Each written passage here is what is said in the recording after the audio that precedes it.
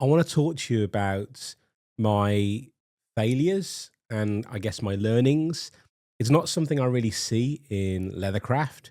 And I decided to pick some of the items that I'd put to one side, which I deem as failures. Although I guess that term could be argued depending on, the things that I'm about to show you. So let's clear it off this table and let's pick one and start with that.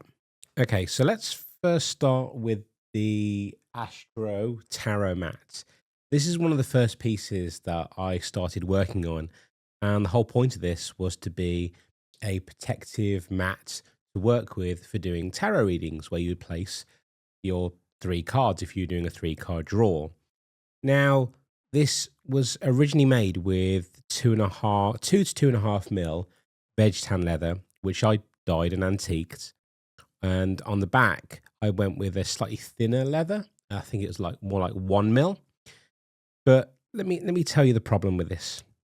So as you can see, I've got a stack of them here, and for all intents and purposes, I would say the fronts actually came out really well. Not bad for my first generation of tarot mats. The problem with these mats comes twofold. First is the size. I didn't really have a real size in mind when I made this, and subsequently, I've adapted, and now all my new mats are larger, closer to an A4 size. But the problem with this stack here is mainly the backs. So let me flip this over. So on the back here, this says Midlands Apothecary and Leathercrafting. But this is when I was first starting to learn, and I appreciate you can't see this very well, which is kind of like the problem. I was learning how to do hot stamping using a hot stamping machine. Now, admittedly, I bought a cheap one, and maybe that is part of the problem. But then again, I am blaming my tools, and it might just be me.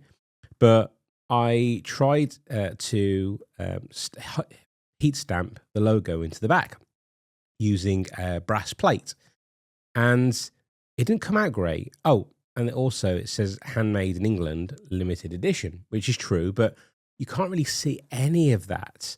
And they all suffer from the same problem. Like, even that one's even worse. It doesn't all come through evenly. So this is a failure for me. I have subsequently changed how I do that now. So now, instead of using a thin piece of leather on the back and do a hot stamp, I use a piece of leather just as thick as the fronts that I'm able to emboss properly by putting pressure into the plate and then embossing or debossing the leather. So that's the problem with this stack. But let me show you a kind of like an iteration of some others. Now, these aren't necessarily in order of prototyping. Oh, here's a good example. So this is the new size. So just for reference, that's the old size. And then the new size is like that. And it's much thicker now. And that's just the back, as you can see here. So in this case, I actually did it properly. I put pressure on up to 4 tons of pressure of the brass plates into the leather, and now you can like feel the texture. You can see everything like you should. The reason why this particular piece failed is because I was practicing with different numbers or fonts, because the font I have this made is the word's not proprietary, but it's not off the shelf. So I didn't have a number set that went with it. So I tried a number set, and this 2 kind of like does not stand out. It just looks like it doesn't fit. And this is supposed to represent the edition, the number of the limited edition mat that I have made. So that's like where we are now with the size, and that's the problem with that. Let me just have a look at this one. So this is again, if I just compare the two, so that is the old version, and this is the new version. So the new version, front came out how I would like it to, with one exception, which is why it failed. The back, I moved everything to the center because it felt kind of like odd being out of place down there, this writing. The number I was happy with. Hopefully that comes out well on the camera. So everything on the back came out well. And this would have been a pass if it went for two things. Firstly, I slipped and scratched the leather down there, which isn't the end of the world. But the biggest issue with this mat is, and I don't know if you've spotted it already, depending on the lighting, but I don't know what happened, but when I was using the sewing machine, I must have fallen asleep or something. So this line kind of, as you see, it kind of juts out there, and then I had to fight to bring it back in again. And that's not the kind of quality that I'm trying to produce.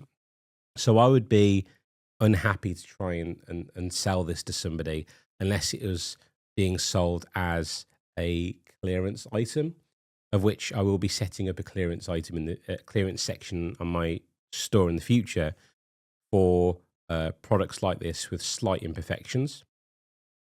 I do have another mat related to this. Yes. This is another example of the number. So there's a couple of things that went wrong here. When I was doing the sewing on the sewing machine, everything got chewed up. Thread got chewed up, and I ended up with this clump in the corner. Let me move this to the center of the camera. So this is an unsightly clump in the corner.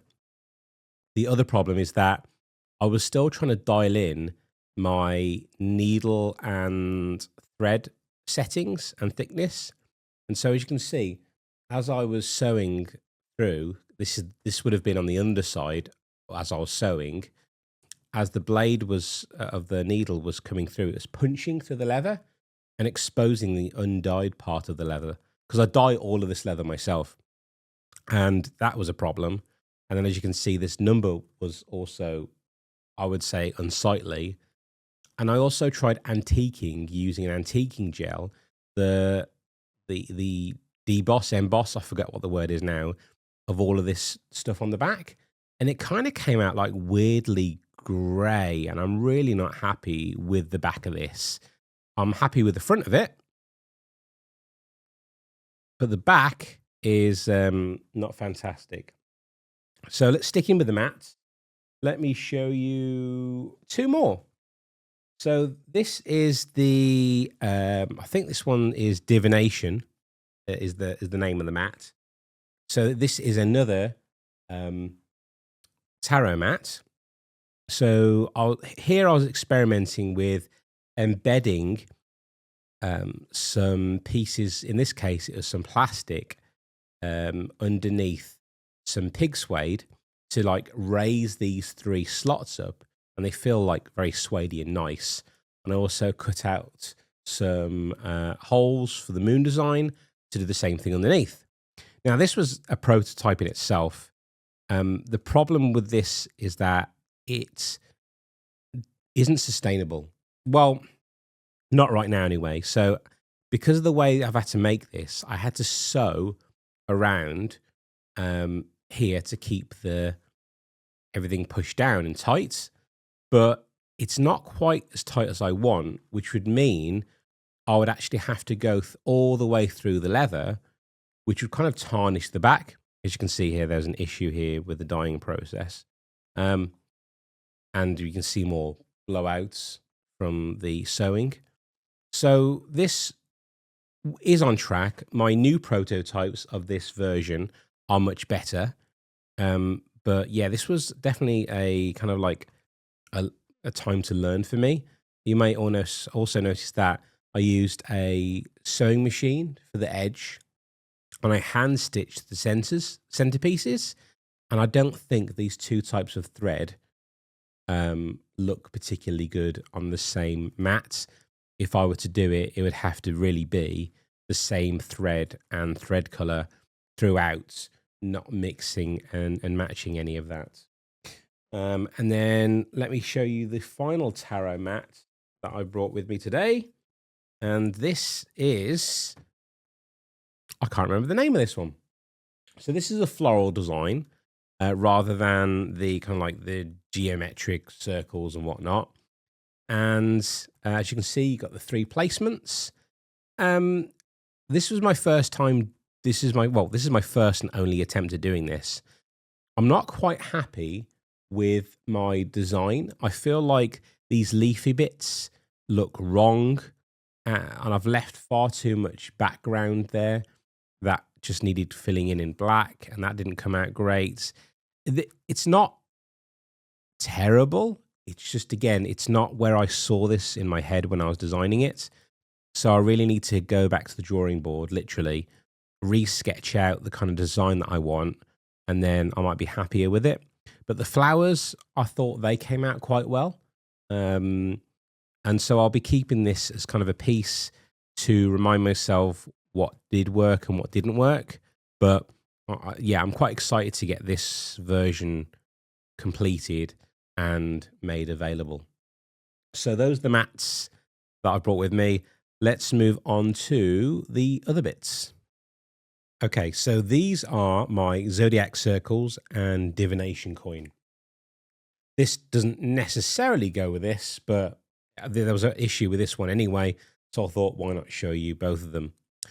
So these are decorative pieces, and I normally do this in a walnut and a natural color.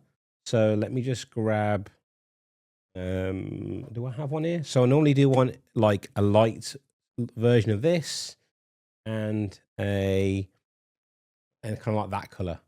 Those came out great. So I didn't obviously bring those with me today, but these two I was experimenting with different colors.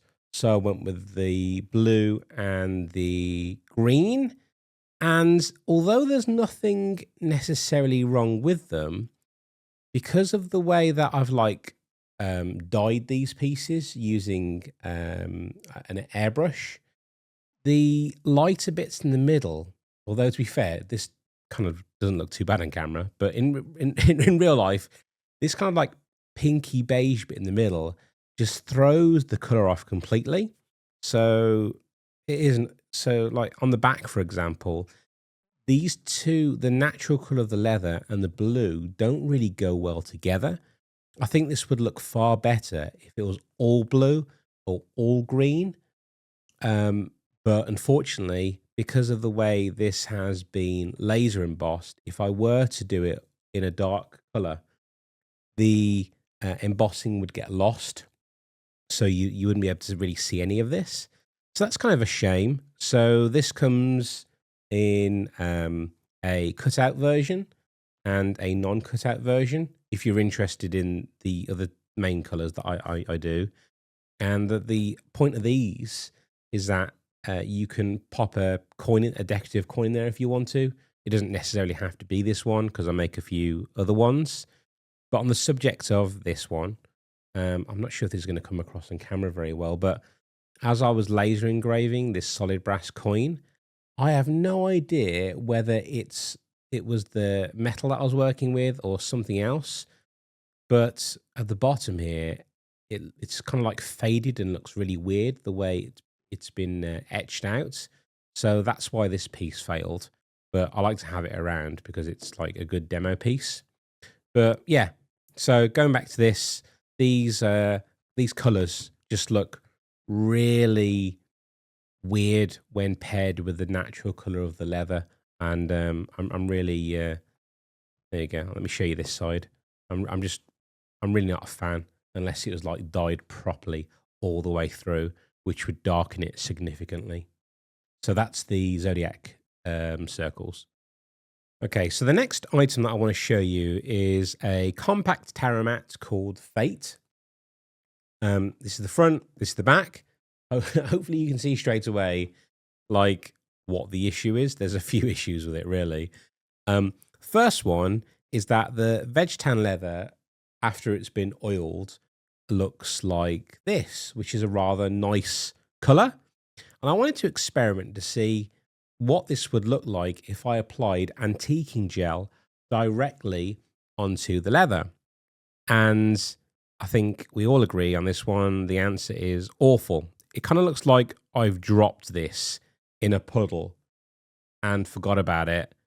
and then I took it out the puddle and then tried to rinse it down, and the dirt was ingrained in. It looks, yeah, I'm not a fan of this. You'll also see as I was practicing with some burnishing techniques, I was rubbing too hard across the top here. And so this was before I did the antiquing. And so the antiquing didn't even take to that piece of leather, which was an interesting experiment. You can see it around the edges here as well. Interesting thing to learn from the experiments. And the same thing applied here. As I was rubbing the top, I was also seems to be rubbing the back here as well. And the antiquing didn't take. So strange. But I won't be trying it again because the whole thing looks absolutely terrible. So I guess I'll keep this one around to remind myself what not to do. But yeah, normally I would just leave, if it was going to be a natural product, this is kind of like the color that I'd end up with. But this is a big, big no. So that is the Fate Edition. Luckily, I've started making some cracking versions of this that are ready to go. So again, check the store for those. Okay, so for this one, I make a product called the Zodiac deck, which you can find in the store. This was an experimentation, ignore the backs, with doing a laser etched version rather than a emboss version. And honestly, if I'd start turning them over, I was not happy with it. Like, I made a bunch of these with different designs. I wasn't feeling it. So what I actually ended up doing was using these. Do I have another one here? I do, yeah. As kind of like swatches to experiment with. So I don't think I've brought them all with me, but I was just experimenting with some different methods of edging the leather. And that's what these all turned into. So I mean, again, the backs look great. I really like those, but yeah, it just felt, it feels manufactured. I think that's the problem that I have. Just the whole design, if you compare it to what I've showed you so far, just feels too manufactured. And with this one here, I don't know if you can see this on the camera or not, but I don't know what I think I tried to spray this with some water to kind of like clean it down because I got something on it, and it left a horrible smear on the back. So yes, there you go. These look terrible.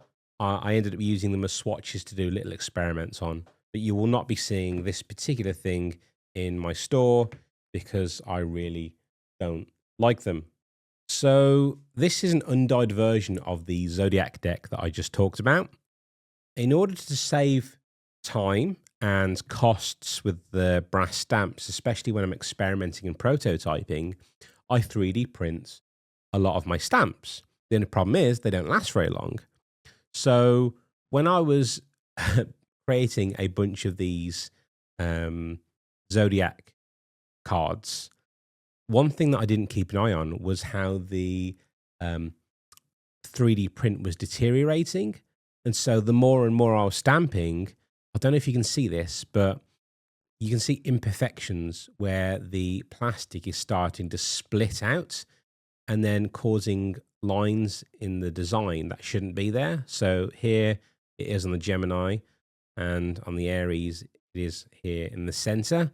And the problem is that I'd gone through about 10 of these before I'd realized what I was doing, which is a shame. I have a stack of these set to one side in the workshop where I'll use these for experimenting and doing other swatchy stuff, I guess. But I'll never throw away leather. I always do one of, I guess, three things. A, experiment on it. B, try and recycle what I can out of it. And C, if it's not too bad, I'll use it as reference in the future. Or I guess D, if I think it's going to be passable, I'll at least try and sell it as seconds and get some of my costs back without necessarily even trying to make a profit. Right, on to the next. Okay, so this is kind of a good example of what I do with leather that has too many Mars on it. So hopefully this picks up, but this had a lot of scarring on the leather when I bought it. And so what I ended up doing was creating a swatch out of it to do some experiments on it. And one of those experiments was to see what laser engraving would look like on these three pieces of leather. So here we've got dark brown. Here we've got walnut, which is kind of like my go-to leather dye. What I like to do is dye my items in walnuts, and then use an airbrush to spray a dark brown around the edge or to highlight any bits to really make the whole thing pop. I really like it. Anyway, and this is an undyed leather, but it has been oiled, which kind of makes it a little bit darker. And as you can see, the problem with laser engraving on leather is that on darker leathers, it doesn't really show very well. You have to really manipulate it in the light in order to really appreciate what's written on there. Whereas the natural shows really, really well, which kind of goes back to, let me grab this, goes back to why earlier I had to leave this like very faint in order to show the laser engraving. Because this, when you dye it properly, is quite dark, like these two, and you would lose all of that. So there you go. So that's another failure, I guess, from experimentation. Laser engraving, only doing it on light. Although, if someone asked me to do it anyway, I would do it as part of personalization. But I would have to warn that person, like, hey, I can do that, and you can see it in certain lights, but not recommended. Okay. Oh, just a little fun fact. I keep a lint roller. I've got loads of them in the workshop and one in the office here for when I'm doing things on this velvet, because it picks up the dust and dirt particles really easy. So every time I've been swapping through, I've been rolling it. anyway, this is the last but one item that I want to show you today. So this is a genuine Zodiac card that I make. So this is part of the full set where on the front, you've got the I should have looked this up before I started recording. The embossed design. So you got the logo, the Gemini, and the date. Oh, look at me making more mess. And on the back, there's some other information about the Gemini sign. But, well, that is the problem because it's not. What I ended up accidentally doing is gluing the wrong front to the wrong back, or however you want to put that. And the problem is you can't separate these. You can see I tried getting a blade in here to try and separate them, but contact cement, once it's bonded, it's an absolute write-off. You can't do anything with it. If you are quick and you've only got a little corner down, you can normally pull it apart, but it leaves like horrible creases in the leather where you've kind of had to rip it apart. But I didn't realize that I made the mistake on this one until like 10 minutes after I'd actually put pressure on it. So what I'll normally do is that when I glue the two pieces together, I'll put it under the clicker press, and then that applies 4 tons of pressure to ensure the whole thing is bonded properly. And yes, I bonded the wrong front to the wrong back. There you go. Okay, the last thing that I want to show you today is the leather candle holder. So the base plate, which is this, as you can see, has the logo on the back, as you would normally expect with my products now. And it has a nice little design on the front, some pig suede sandwiched between the two pieces of leather. And then you've got this extra piece here. So perhaps you want to slot that in there and insert 3 tea candles, whether that be real ones or LED ones. So that's up to you, really. And then if you've got something larger, perhaps you could use a candle in a glass jar or maybe even a cup, I guess. Whatever you like, really. I guess it doesn't really matter which way you orientate this thing either. But the problem is, anyway, two things. Firstly, the holes around the edge are for hand stitching. I made these 2 millimeters thick, or wide, I should say, and my thread is only 0.8 millimeters. So after making this, I realized my mistake. I will finish this off at some point, but yeah, the thread is going to look really weird with all these huge holes around the outside. These really needed to be 1 millimeter holes. The other issue that I have with this is that when I was buffing the leather in the buffing machine, which is like this disc that spins really, really fast, I wasn't holding the leather hard enough and it got caught in the machine. And so it gouged these two pieces out from either side, which isn't the end of the world, but this will be a piece that I keep. And then let me see, something that I would not consider a flaw or an issue are natural scarrings in leather. There is a point where it looks bad, but I think it actually adds character to a degree. So here we've got my words are failing me. Some scarring here, some scarring here, and some scarring here. I don't know if that helps if I move that around a little bit. I would not consider that a flaw, but more character of the item, because it's my opinion, if you're buying leather goods, you don't necessarily want perfect leather, or maybe you do. I don't know, each their own. But for me, the whole point of having leather is to see some natural imperfections that came from the animal. But yeah, this is one that I will keep as reference, or I'll give it away one day or something. But I really like where this is going. The other versions that I'm working on right now have different designs on the tops, and it has different color pig suede as well. But yeah, there you go. Those are some of my failures and some of the things that I'm doing in order to recycle them, upcycle them, whatever the term may be.